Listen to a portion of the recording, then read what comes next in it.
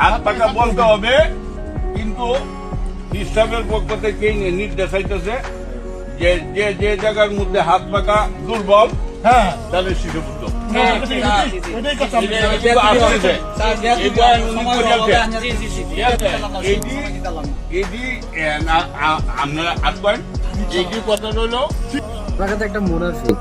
ধর্মের নাম বেচে খাওয়া একটা দল, এটা বুঝালে ভাই পিএইচডি করার দরকার নেই, ডক্টরেট করার কোনো দরকার নেই।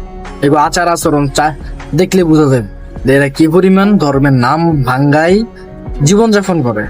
এরা মানুষের যে কি পরিমাণ মানুষের লোক প্রতারণা করে, এটা মানে অবিশ্বাস্য।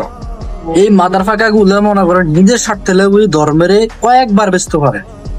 এরা প্রকৃত ভণ্ড।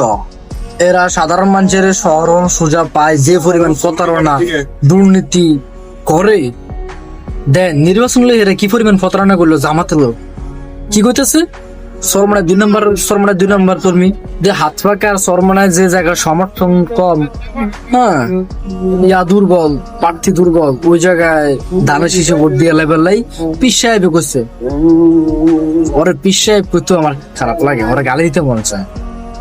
আস্তা একটা বন্ড।